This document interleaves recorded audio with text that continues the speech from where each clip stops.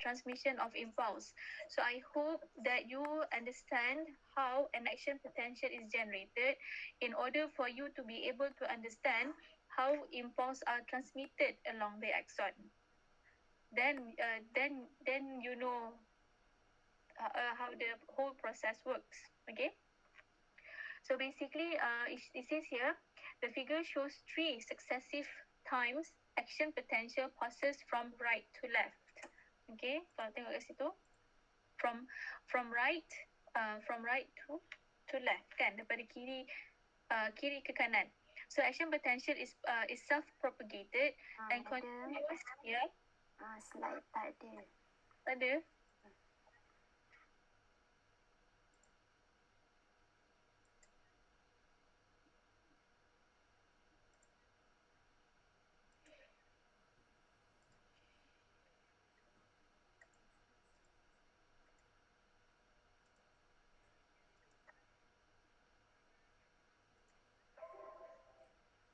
Kalau let's say saya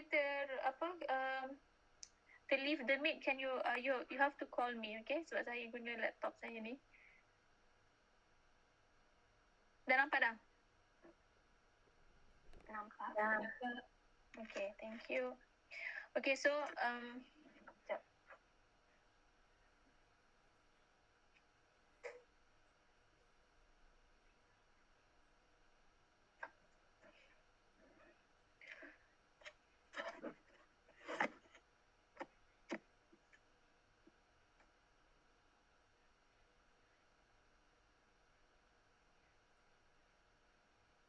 Okay, so conduction of action potential. So the figure shows 3 successive times action potential passes from right to left. So daripada kiri ke kanan lah kan. So the blue region here is the region where a full action potential is generated. Yang semalam kita tengok, hari tu kita tengok kemarin, the peak of an action potential, the voltage is positive 30 millivolt. Okay, so this is due to the region is being depolarized. Okay, due to the influx of sodium ions that enter into the axon. So that's why in this region is where a full action potential is generated, where inside the membrane it is positively charged. So this is the region along the axon where action potential is generated. Yang area kat depan ni, dia dalam keadaan membrane dia dalam keadaan negatively charged inside. So this is the region where the axon is not generating impulse. But for the neuron to be able to transmit impulse, it has to pass the action potential from one region to another region until it reaches the synaptic terminal of the neuron. Okay, so the process is transmission. Okay, so at this first region here is where a full action potential is generated, and this region here is being depolarized. Okay, so action potential is self-propagating and continues along the axon at a constant velocity. So first region here, the blue region here, it shows you flow of sodium ion into the neuron membrane, creating the action potential. So ingat, you have to jot down here, this is when all the voltage gated channel for sodium are opened and a large amount of sodium ion enters into the cell. Okay, so the membrane is being depolarized at this region. Okay, so as the action potential is generated,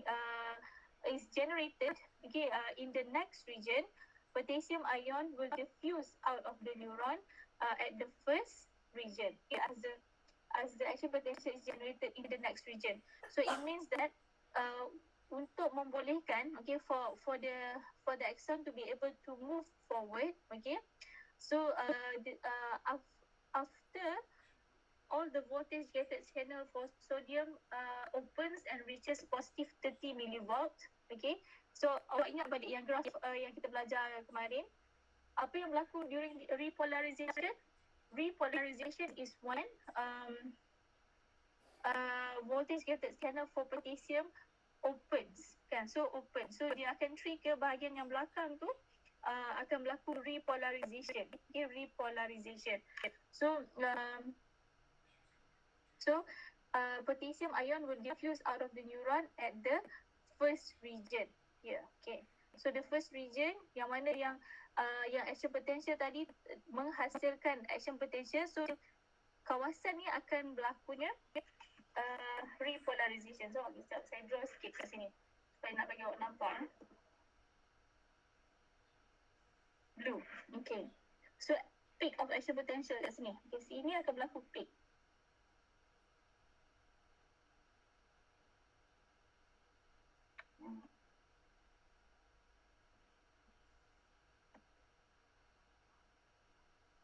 Okay, peak. Ni positif 30 millivolt. So bila berlaku peak of action potential, so dia akan trigger the next stage to occurs, which is still in the same region here kat sini. Kau kena tengok repolarization occurs. Repolarization. So repolarization of the graph is when all the potassium ion diffuse out due to the opening of voltage gated channel. So bila first region ni berlaku event ni, so dia akan trigger the second region here. So this is the second region. Okay, the second region. So this is the second region. So dia akan trigger the second region to trigger the next action potential. So the next action potential akan start to occur lah, which is when all the voltage gated channel of sodium opens and causes the influx of sodium and causes the peak of the next action potential to occur, which is positive 30 millivolt. Okay, faham? So bila berlaku keadaan ni, so dia akan trigger the next region, kan, region yang ketiga sini akan berlaku depolarization. Dia akan trigger the next region to berlaku depolarization, and the region yang nombor 2 ni tadi akan berlaku repolarization. Repolarization, what happen? Voltage gated channel for potassium opens and all of the potassium ion starts to move out or diffuse out of the axon into the extracellular fluid. Itu je. So action potential are propagated in one direction along the axon due to the action potential cannot be regenerated in the region where sodium channels are inactivated. Okay. So bila dah berlaku repolarization dekat region yang warna hijau ni, kan, so dia tak akan trigger region yang sebelum tu akan hasilnya action potential dah. Dia faham tak? Bila susah nak explain. Bila sekejap ya. Saya kena draw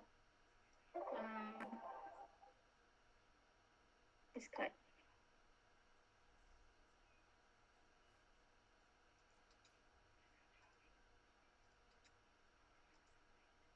So kita go through balik semula.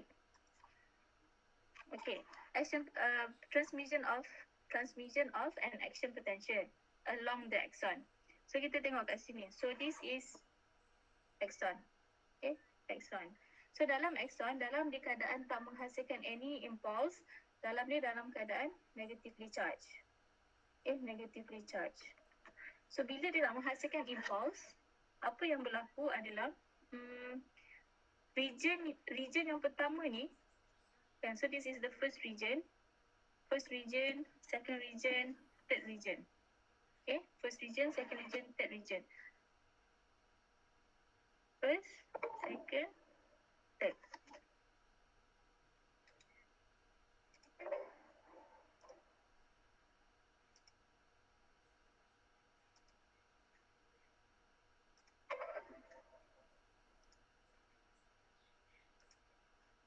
Okay, so the first region ni awak nak kena imagine, region yang pertama ni lah region yang akan berlaku the first action potential.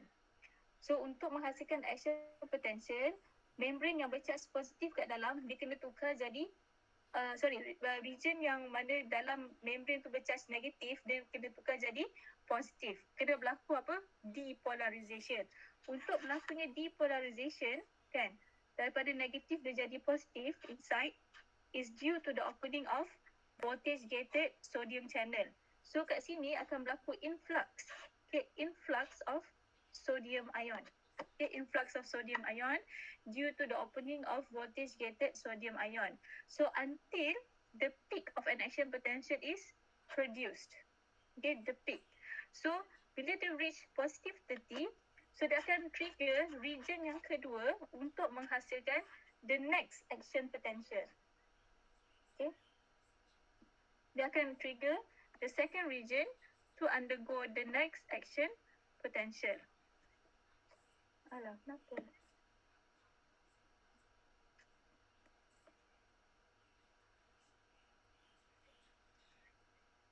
Okay, so region yang kedua. Okay, imagine ini kita sambung daripada sini ke sini.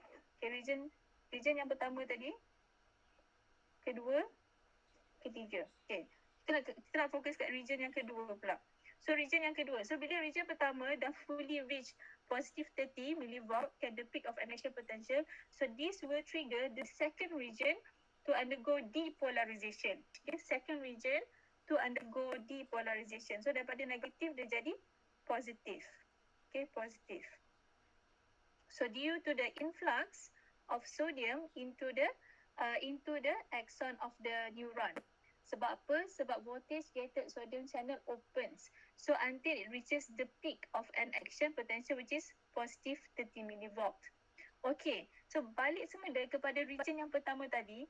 Sebab dia dah reach the peak of an action potential dan dia trigger region yang kedua untuk depolarize. Okay, so the depolarization of region 2 causes repolarization of region 1.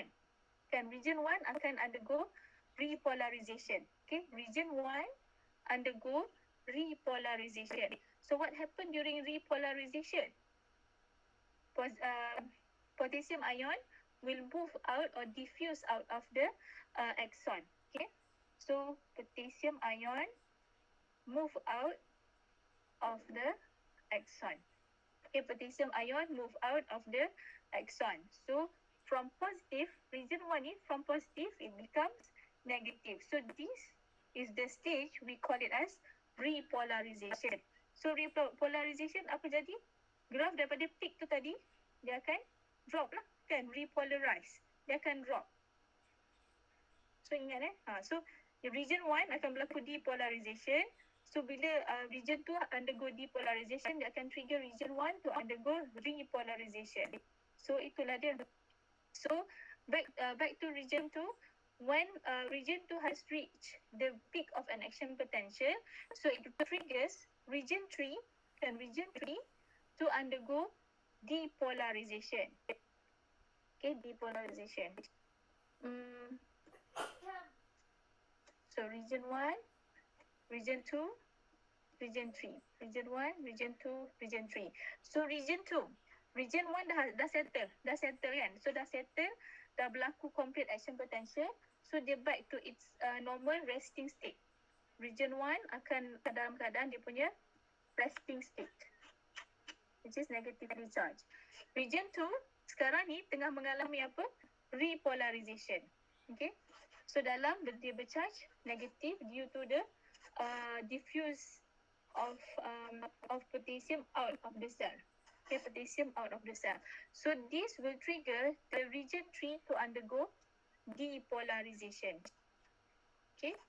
So when sodium ion diffuse into the axon, okay, due to the opening of voltage gated sodium ion channel. So it triggers the peak of an action potential at region 3. So and so on lah. So bila region 3 undergo depolarization, so dia akan trigger region yang kat depan tu akan undergo region yang keempat kan, yang ke depan dia akan berlaku depolarization and so on.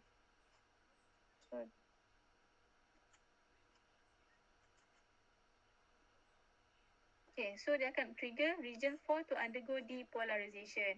So region yang ketiga tadi, dia akan drop lah pula balik semula. Dia akan undergo repolarization. Okay, where potassium will start to move out.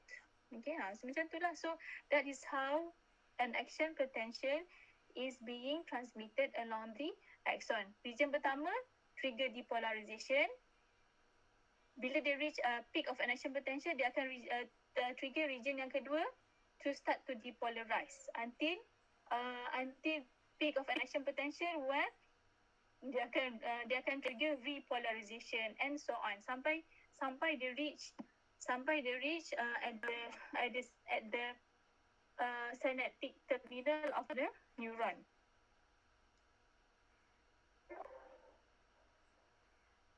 Okay, so if you look at the diagram here, okay, so it shows you, okay, so this is the resting potential. So what happened during resting potential? Inside of the membrane, it is negatively charged. Okay, inside of the membrane of the neuron, it is negatively charged. Okay, so the action, when an action potential is generated, so what happened is that depolarization occurs. So region ni akan berlaku depolarization where sodium ion diffuse into the cell due to the opening of the voltage gated sodium channel. So the region here will trigger the region ahead of it, the neighboring region ahead, to be depolarized. Depolarization of this region triggers region yang kat belakang tadi to undergo repolarization. Okay, so this is the repolarization of the action potential previously. Okay, previously. So whatever it is, an axon cannot cause an action potential to move backward. Dia akan selalu move forward until synaptic terminal. Dia tak boleh balik semula ke cell body of the neuron. Okay, always moving forward in one direction. Okay, so far faham ke? Boleh? How boleh? Okay.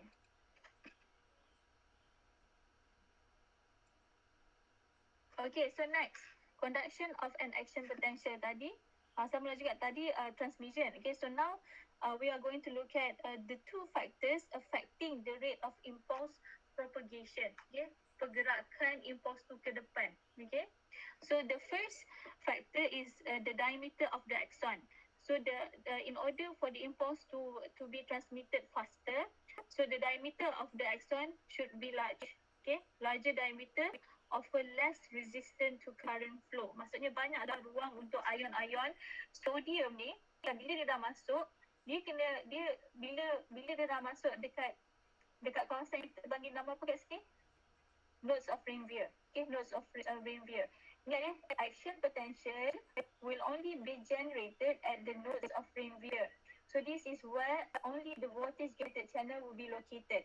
Okay, so when voltage gated channel opens, then only action potential can be generated. Where along the axon, where it is covered by the myelin sheath, there is no way sodium ion or potassium ion will move in and out of this region. Okay, so they will travel along the axon where the axon is being covered by the myelin sheath.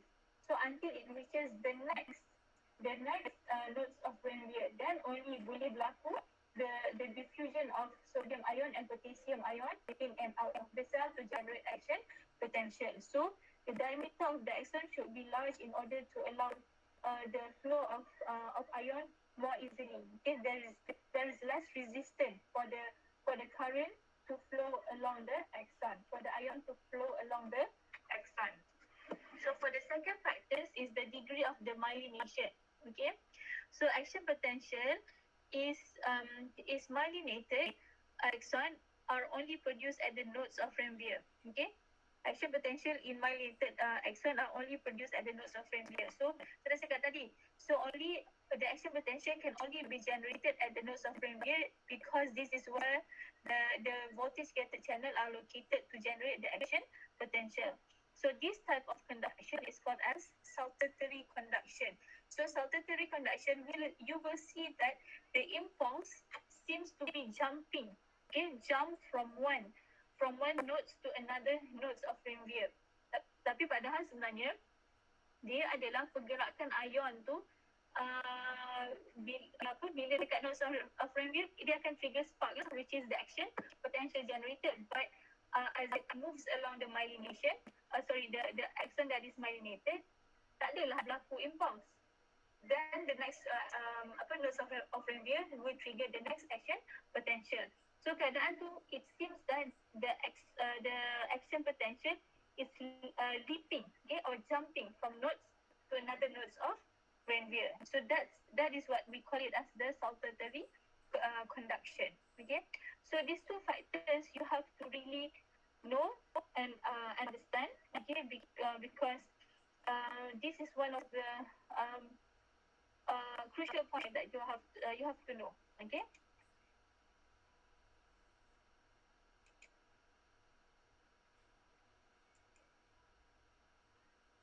Ada video ni.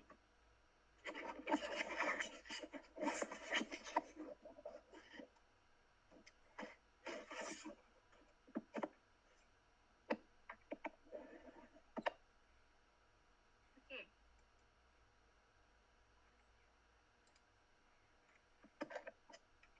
Saya nak save video ni.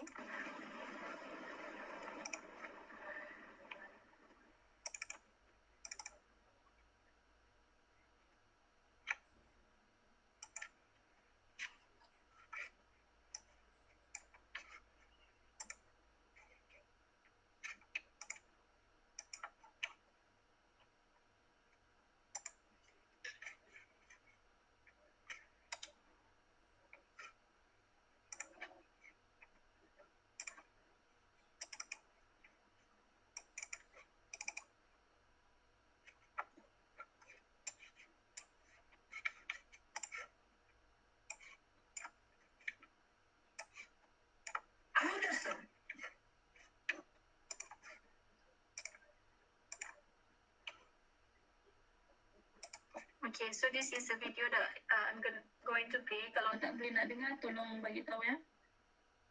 Pain you experience when you burn your results so quickly in an action by your muscles. Many animals respond to environmental stimuli using specialized cells called neurons.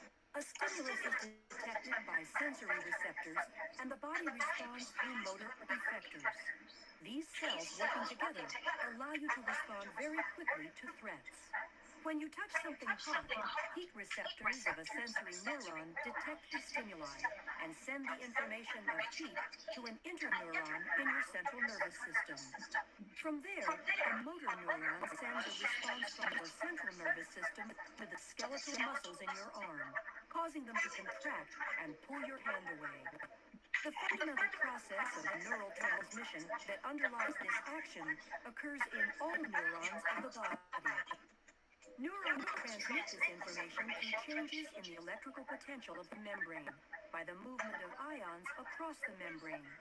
An electrochemical gradient governs the movement of these ions, resulting in an electrical impulse. The resting membrane potential in a neuron, when the cell is not firing an impulse, is established by the unequal distribution of sodium ions outside of the cell and potassium ions inside the cell, making the outside of the cell more positively charged compared to the inside. The electrochemical gradient is established and maintained by an enzyme called sodium-potassium ATPase. When a neuron is stimulated, sodium ion channels open and sodium ions flow into the cell. This leads to a change in the electrical potential across the membrane called depolarization. The depolarizing electrical potential travels down the dendrites and over the cell body. Multiple electrical potentials will combine at the axon hillock in a process called summation. If the depolarization is large enough, an action potential is triggered. Action potentials are all or none electrical impulses that maintain their amplitude and strength down the length of the axon. The action potential travels down the axon when the depolarization of an area of membrane causes adjacent voltage-gated sodium ion channels to open. The influx of sodium ions results in membrane depolarization along the membrane. After a short delay, potassium ion channels open and potassium ions flow out, repolarizing the membrane.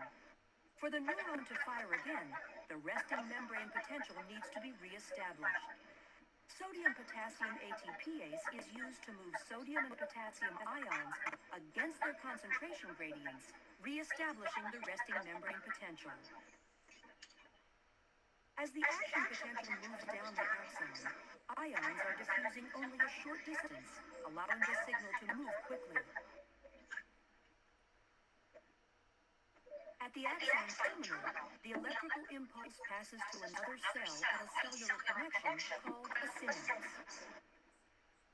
The space between the presynaptic neuron and a postsynaptic cell is called the synaptic cleft.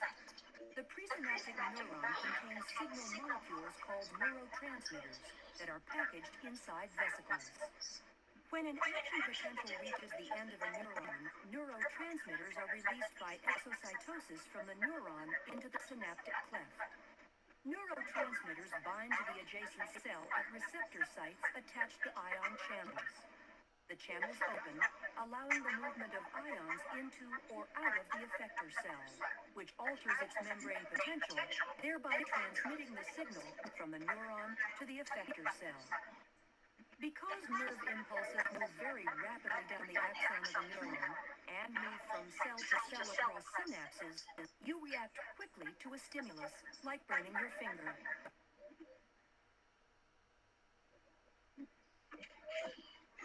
Okay, Abid.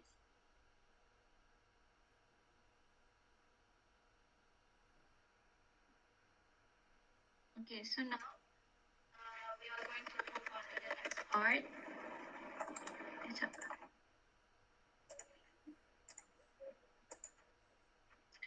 If you have question, you can ask. Kalau tak faham, boleh tanya.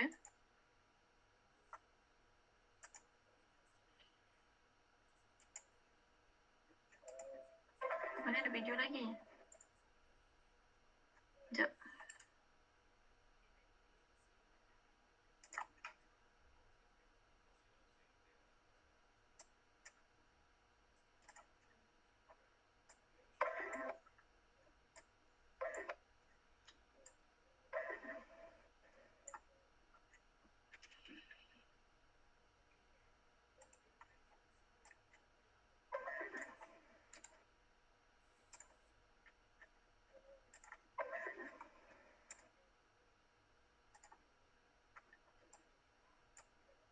So saya nak play the second media.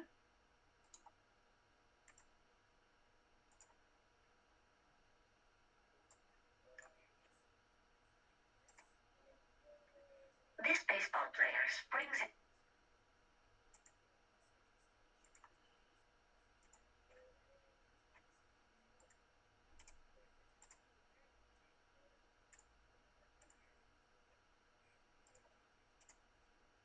Okay, so this is the second media.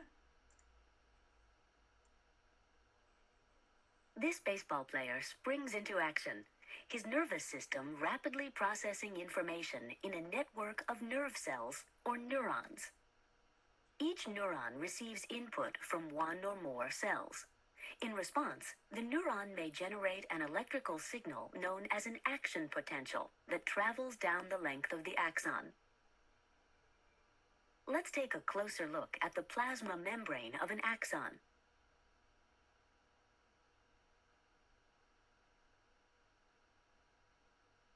Even without an action potential, the axon is a busy place with many ions moving across its membrane. Much of this ion movement is driven by the sodium-potassium pump. Using energy from ATP, sodium-potassium pumps actively transport sodium ions out of the cell and potassium ions in, creating an uneven distribution of charge across the membrane. Some potassium channels are open all the time, allowing potassium ions to leave the cell. As a result of these ion movements, the inside of the cell is negative relative to the outside. This condition is called the resting potential.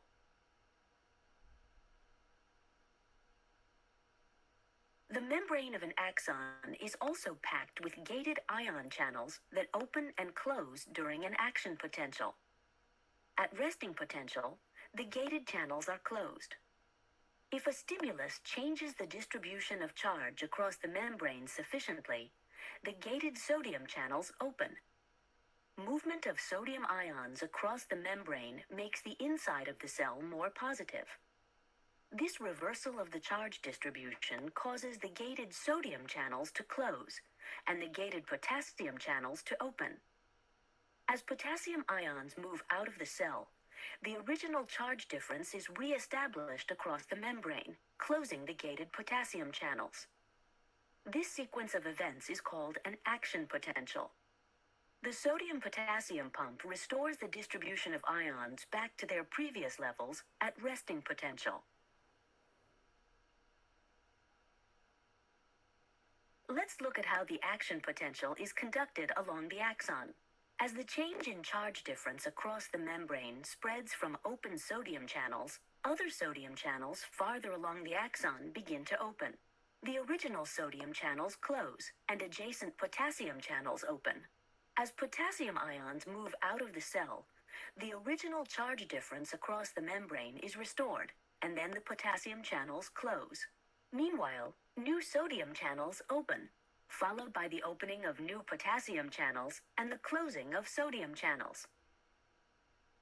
In this manner, the action potential is propagated along the axon of the neuron, eventually reaching another cell. The information carried by this action potential will be processed with other information, permitting this baseball player to make a spectacular catch.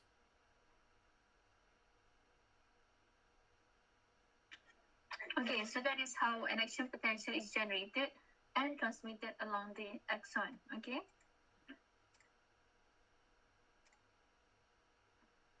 Tadi masa video yang pertama tadi dia ada mention pasal ada satu term tu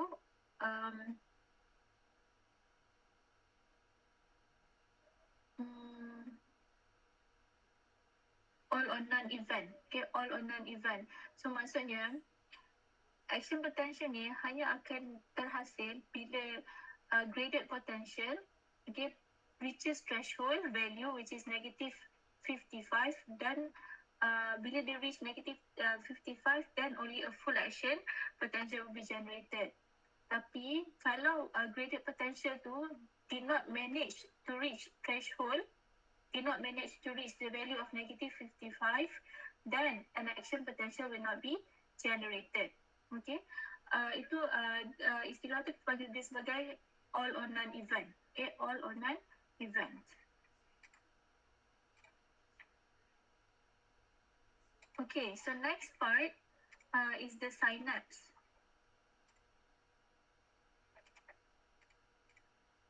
Okay. So for synapse, basically synapse ni adalah sebenarnya intersection where impulse is transmitted from one neuron to another neuron. Dia adalah region yang membenarkan impulse tu transmit daripada satu neuron ke neuron yang seterusnya. So basically synapse ni ada dua jenis. So there are two types, which is electrical synapse and chemical synapse. Yang selalu awak jumpa synaptic cleft, whatever tu, the release of neurotransmitter, itu kita namakan sebagai chemical synapse. Okay? Chemical synapse, this one. Tapi yang for the electrical synapse, dia tak ada gap. It does not have any gap between the neuron, and it does not involve any neurotransmitter for electrical synapse. So for electrical synapse, it consists of gap junction that allows ions and small molecules to flow directly from one neuron to another neuron. Kita dah belajar dulu semester lepas, chapter 3, okay, which is plasma membrane transport kan, kita belajar pasal gap junction, okay, which is connection between cells, okay, between two cells. So gap junction, this is gap junction where you have the cytoplasm of one cell is directly connected to the cytoplasm of the next cell through this protein channel here. So kita faham kan, action potential ni adalah sebenarnya menyebabkan pergerakan ion. Dia adalah sebenarnya pergerakan ion, positively charged ion, especially the movement of sodium ion. So in order for the impulse to be transmitted from the presynaptic neuron to the postsynaptic neuron here, is through the movement of ions through the gap junction here. So ion tu boleh quickly flow from presynaptic neuron to the postsynaptic neuron. Kita ada dua jenis neuron berdasarkan pergerakan neuron tu. Kita ada presynaptic neuron is the neuron transmitting impulse to the postsynaptic neuron. So neuron will transmit impulse through the movement of ions along the gap junction here. So for electrical, what is the significance of this electrical synapse? So that impulse can be quickly transmitted from one neuron to another neuron to generate action potential. Okay, so the transmission across the synapse is very rapid. Kalau nak tunggu neurotransmitter release and then bind to the next dendrite, so it takes time. So electrical synapse is to make sure that the transmission of impulse occurs very rapidly. Okay, so the crucial part where you can find the electrical synapse is the heart and also brain. Okay, so because this is the region where the brain always has to continuously transmit information. Okay, the heart will always have to be beating. Okay, the beating of the heart will always occurs continuously. So that's where you will find electrical synapse. In vertebrates, electrical synapses are common in the heart and also brain because the nerve signals need to maintain ready and rhythmic muscle contraction. If I'm not mistaken, another place where you can find electrical synapse is along the alimentary canal, okay, where peristalsis occurs. If I'm not mistaken lah, kita boleh baca balik. Ada dalam nota yang dulu. Okay, tapi that's the point. For now, you just focus to this one lah, okay, where the place of the electrical synapse is at the heart and also the brain. Okay, to ensure that the impulse is transmitted rapidly. So another type of synapse is chemical synapse. Ini yang orang biasa. And chemical synapse is where you find synaptic cleft, where you find neurotransmitter is released at the synaptic cleft. Okay, so chemical synapse have a narrow gap called the synaptic cleft. So here is the synaptic cleft in this box here. Okay, that separates the presynaptic neuron, sending neurotransmitter, sending an impulse from the receiving neuron. Okay, receiving neuron we call it as the postsynaptic neuron. So gerakan impulse tu daripada pre ke post. Okay, so the end of the presynaptic neuron is swollen. Kan kat sini, yeah, it is swollen. Why is it swollen? Because it is packed with vesicles containing neurotransmitter. Neurotransmitters are packed within vesicles. Okay, and the synaptic terminal here. Okay, we call it a synaptic knob. Okay, kat sini.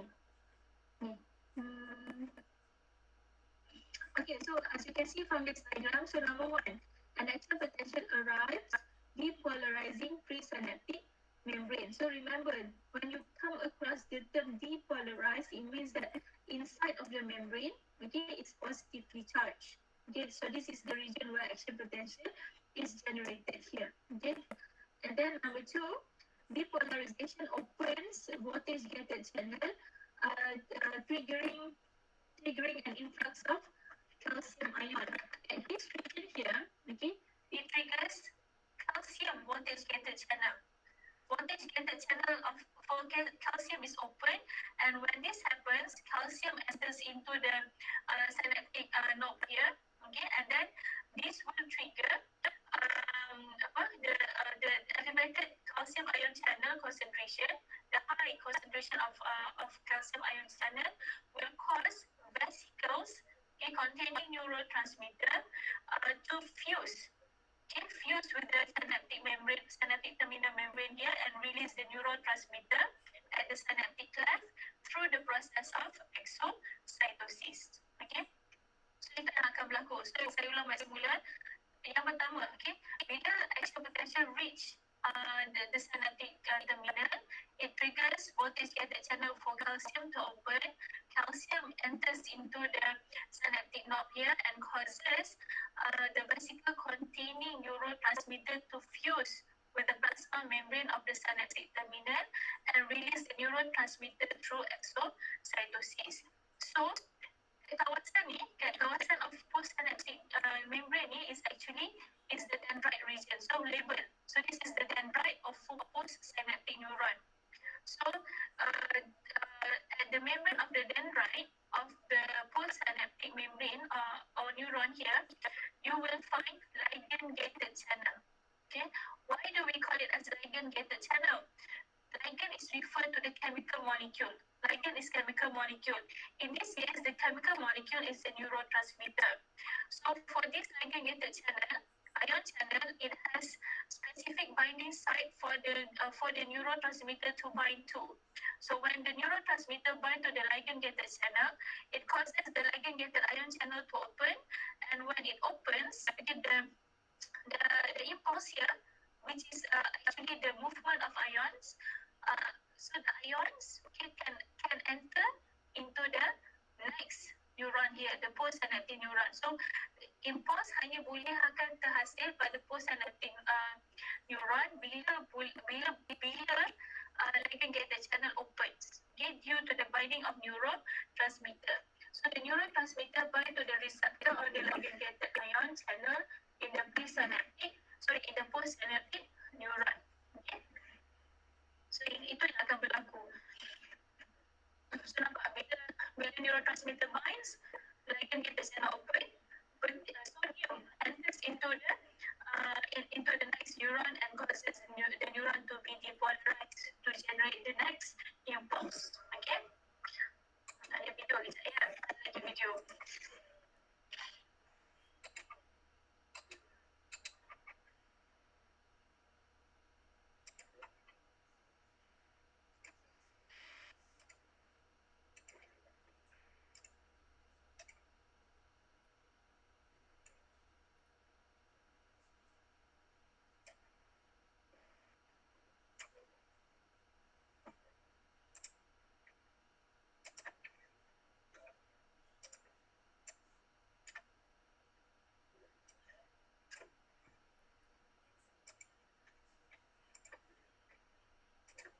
Our brains are constantly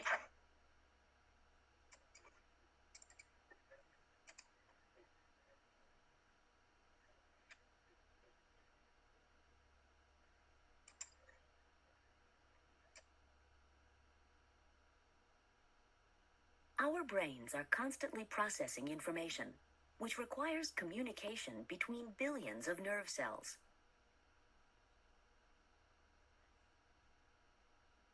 Signals are passed from a sending neuron to a receiving neuron at a junction called a synapse. An action potential in the sending neuron travels down the axon until it reaches a synaptic terminal. The narrow gap between the synaptic terminal and the receiving neuron is called the synaptic cleft.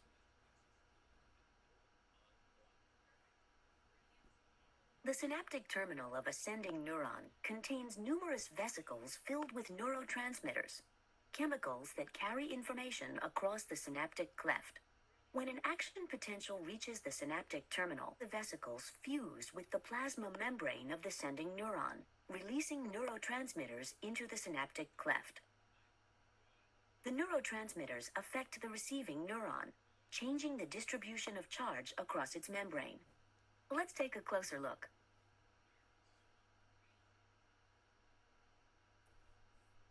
An action potential is propagated down an axon by the opening and closing of sodium and potassium channels.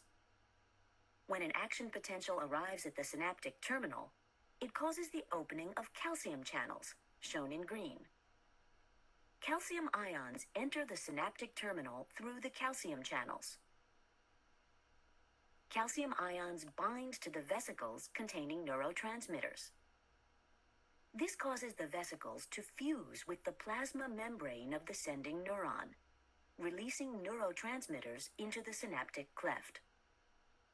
The neurotransmitters diffuse across the synaptic cleft and bind to receptors in the plasma membrane of the receiving neuron.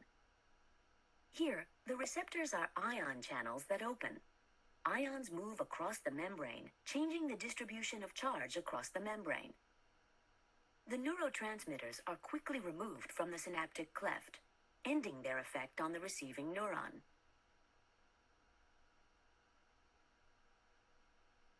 A single neuron can receive signals from many sending neurons. The signals arriving from the axon on the left are excitatory. They make the receiving neuron more likely to generate an action potential, as indicated by the green glows. Signals from the axon on the right are inhibitory. They make the receiving neuron less likely to generate an action potential, as indicated by the red glows. The two sets of signals cancel each other out, and no action potential is generated. Now, only excitatory signals are transmitted, and the receiving neuron generates an action potential down its axon. The signals that pass between these and countless other neurons constitute our thoughts and coordinate our activities.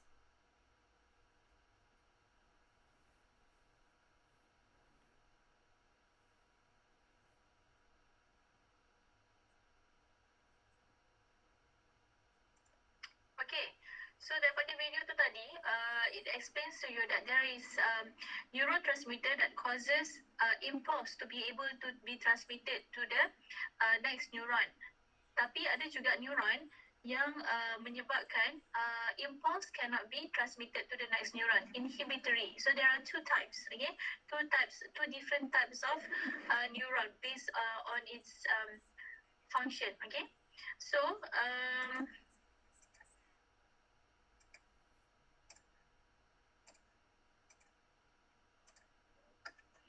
okay, so generation of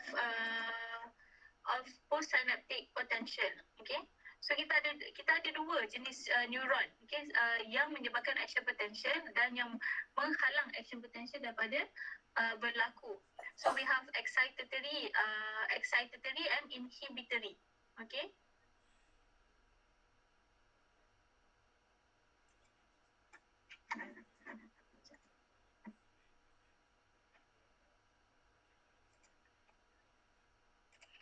Okay, so it says here, binding of neurotransmitter to a particular part of the receptor protein opens the channel and allows specific ion to diffuse across the membrane.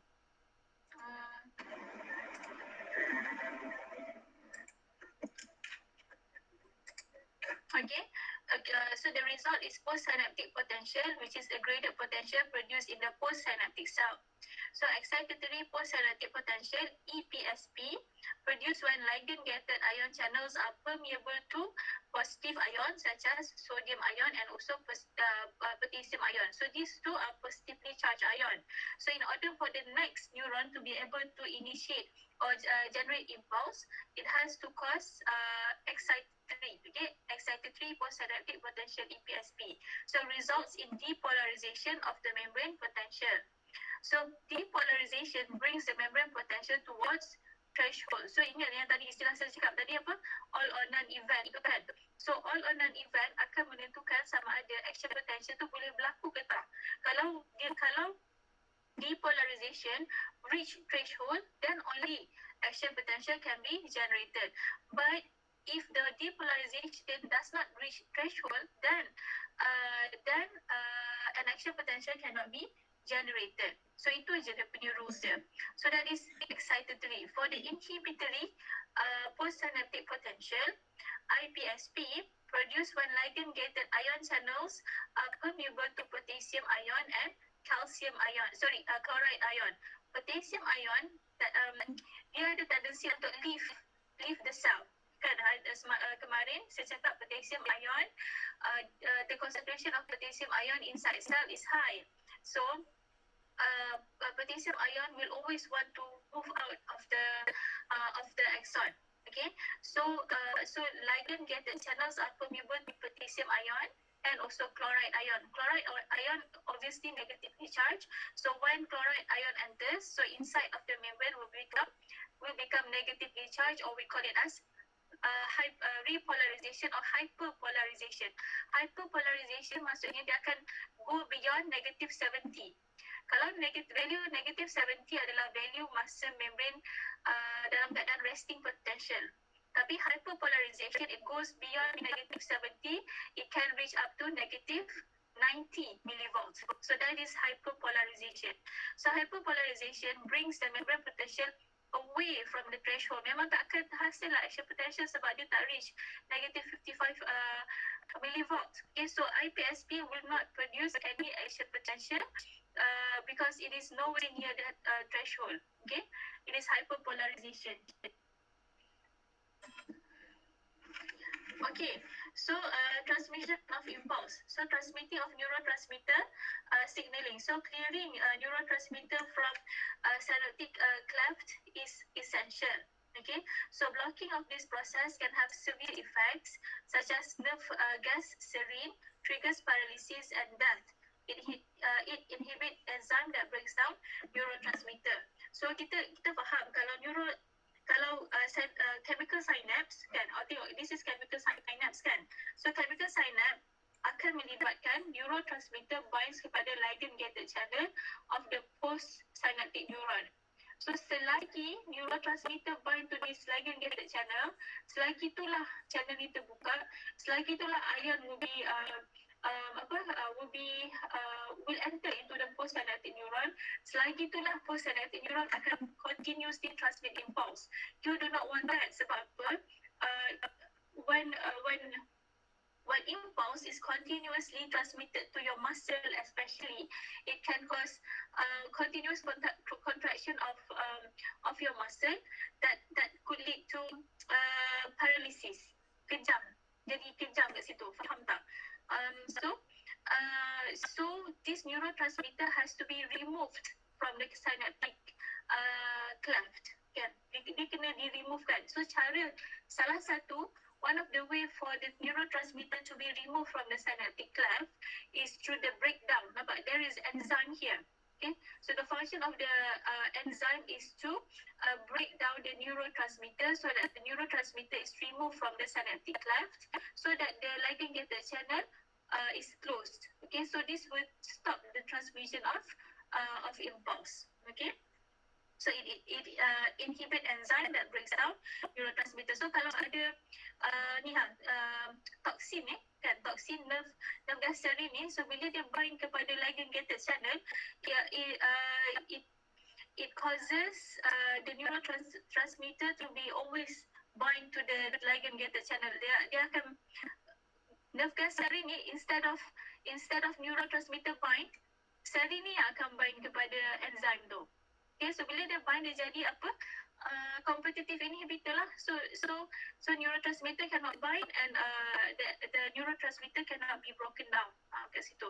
So you have to remove. So another way of removing neurotransmitter adalah the neurotransmitter akan masuk balik. Dia masuk balik ke dalam presynaptic neuron and then repackage again into the vesicle.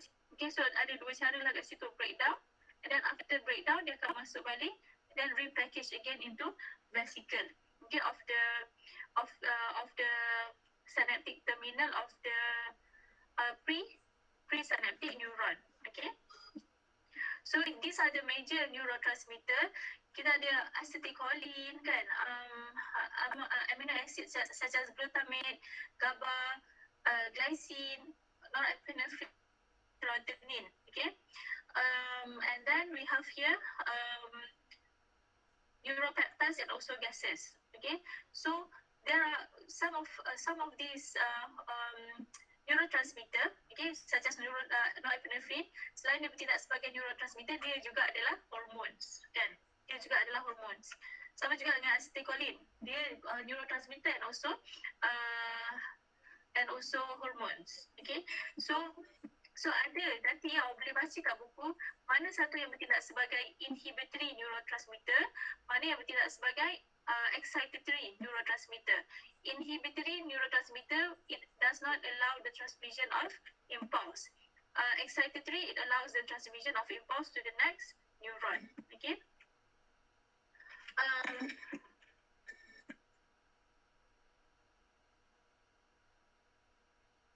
Okay, so next, advanced technology robotic prosthetic. So a prosthesis is an artificial device that replaces missing body part due to trauma, diseases or congenital deformities. So robotic prosthesis consists of several components to integrate with body function. So biosensors receive signal from nervous system, meanwhile mechanical sensors process information affecting the device, such as limb position and or applied force. So advanced robotic prosthesis are equipped with more than 100 sensors that can detect stimuli such as pressure and temperature. So kalau saya rasa dah biasa dengan dah nampak kan dah pernah expose dengan robotic prosthesis ni, prosthetics ni, okay? So kalau orang tu tak ada tangan kan, so dia akan pasang lah tangan robotik ni. So dekat tangan robotik ni akan ada sensors lah yang kena kepada